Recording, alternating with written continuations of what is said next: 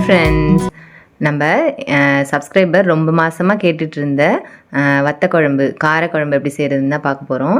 ஒரு பெரிய எலுமிச்சம்பழம் அளவுக்கு புளி ஊற வச்சுக்கலாம். அது கூடவே 1 டேபிள் ஸ்பூன் அளவுக்கு உப்பு சேர்த்துக்கலாம். ரொம்ப உப்பு அதிகமாக சேர்த்துட வேண்டாம், ஏன்னா நம்ம வத்தல்லாம் சேர்க்குறோம் இல்லையா, அதுலேயே ஏற்கனவே உப்பு இருக்கும். அதனால் பார்த்து அளவாக சேர்த்துக்கணும்.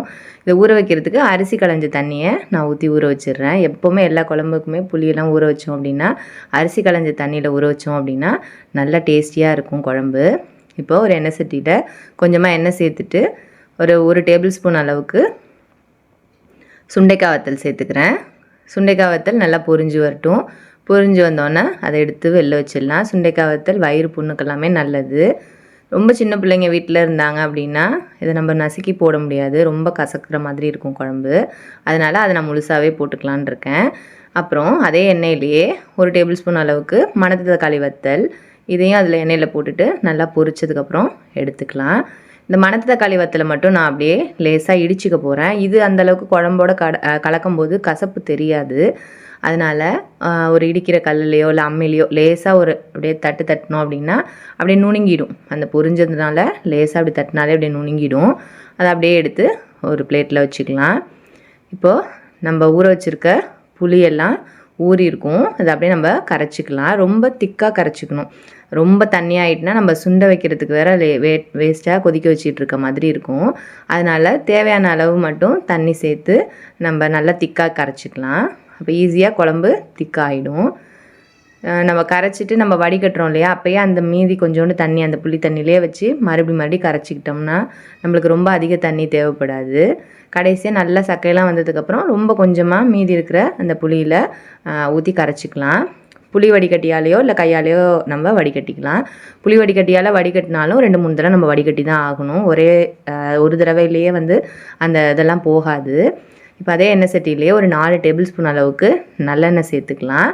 எண்ணெய் கொஞ்சம் அதிகமாக இருக்க மாதிரி தான் இருக்கும், ஆனால் அப்போ தான் இந்த குழம்பு ரொம்பவே சூப்பராக இருக்கும். அது கூடவே 2 டேபிள் ஸ்பூன் அளவுக்கு விளக்கெண்ணையும் சேர்த்துக்கிறேன். 1 டீஸ்பூன் அளவுக்கு வெந்தயம் சேர்த்துக்கிறேன் தாளிக்கிறதுக்கு வெந்தயம் இல்லைன்னா நம்ம தாளிப்பு வடகம் கூட சேர்த்துக்கலாம். ஆனால் இந்த குழம்புக்கு வெந்தயம் சேர்த்து செய்யும்போது அவ்வளோ சூப்பராக இருக்கும். பர்சனலாக எனக்கு ரொம்ப ரொம்ப பிடிக்கும் இந்த குழம்பு. வெறும் வெங்காயம் பூண்டு போட்டு வதக்கியே புளி ஊற்றி உப்பு மிளகாய்த்தூள் போட்டு மிளகுத்தூள்லாம் போட்டு சாப்பிட்டாலே ரொம்ப சூப்பராக இருக்கும். இதுக்கு சின்ன வெங்காயம் தான் ரொம்ப சூப்பராக இருக்கும். ஒரு 20 போல் சின்ன வெங்காயம், ஒரு முழு பூண்டையும் முழுசாக உள்ள உரிச்சு சேர்த்தாச்சு.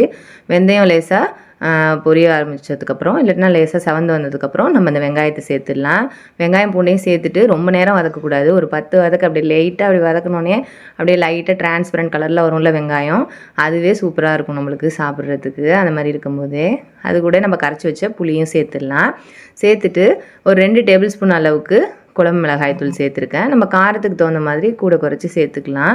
நம்ம புளிக்கு பேலன்ஸ் பண்ணுற அளவுக்கு நம்ம மிளகாய்த்தூள் சேர்க்கணும்.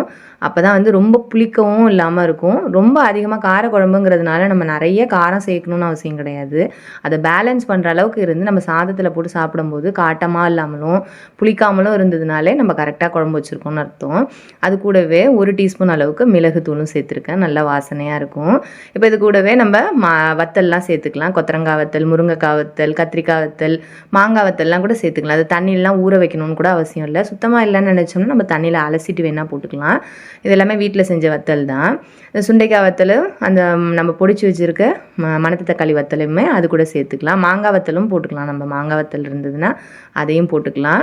அதையும் ஊற வைக்கணும்னு அவசியம் இல்லை. நம்ம இதில் போட்டு கொதிக்க வச்சு அந்த ஹீட்லேயே அது இருக்கும் இல்லையா, அப்படி இருக்கும்போதுவே அது நல்லா அப்படியே வெந்து வந்துடும்.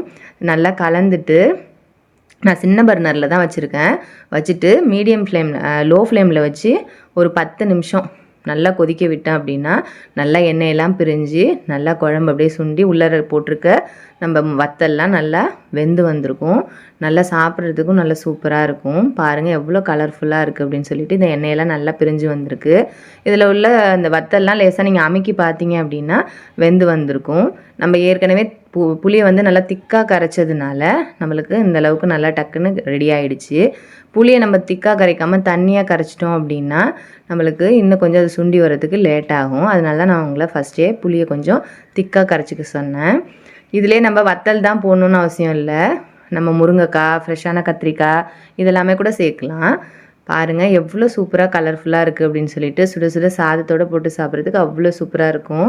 இந்தமாரி காரமான குழம்புக்கு வந்து பொரியல், அப்பளம், வத்தல், முட்டை இதெல்லாமே ரொம்ப சூப்பர் காம்பினேஷனாக இருக்கும். ஆம்லேட்டு, அவிச்ச முட்டை இன்னும் சூப்பர் காம்பினேஷனாக இருக்கும் நம்மளுக்கு இந்த வத்த குழம்பு, காரக்குழம்புக்கெலாம்.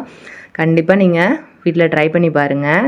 எப்படி இருக்குன்னு மறக்காமல் நம்ம கமெண்ட்ஸில் சொல்லுங்கள். நம்ம சேனல் உங்களுக்கு ரொம்ப பிடிச்சிருந்ததுன்னா நம்ம சேனலை மறக்காமல் சப்ஸ்கிரைப் பண்ணிக்கோங்க. உங்கள் ஃப்ரெண்ட்ஸ் அண்ட் ஃபேமிலிக்கு ஷேர் பண்ணுங்கள். இப்போ இந்த சுண்டைக்காய் வத்தல் நம்ம போட்டிருக்கிறது எல்லாமே சாப்பிடும்போது நம்ம அப்படியே உடனேவே சாப்பிட்ற மாதிரியோ இல்லை ஒரு ஹாஃப் டேயில் நம்ம அதை சாப்பிடும்போது ஓரளவுக்கு நல்லா க்ரன்ச்சியாக இருக்கும். நம்ம பொரிச்சிட்டு போட்டதுனால சாப்பிடும்போது நம்ம மோர் சாதத்துக்கெலாம் க்ரன்ச்சியாக வறுத்து சாப்பிடுவோம் இல்லையா சுண்டைக்காய் வத்தல், அதே மாதிரியே இதுலேயும் நல்லா சூப்பராக இருக்கும். சூடாக சாதத்தில் போட்டு அப்படியே அந்த வெங்காயம், பூண்டு, அந்த வத்தல் இது எல்லாத்தையும் சேர்த்து ஒரு வாய் உள்ளே வைக்கும்போது அவ்வளோ சூப்பராக இருக்கும். நீங்களும் கண்டிப்பாக ட்ரை பண்ணி பாருங்கள். எப்படி இருக்குன்னு சொல்லுங்கள். தேங்க்யூ.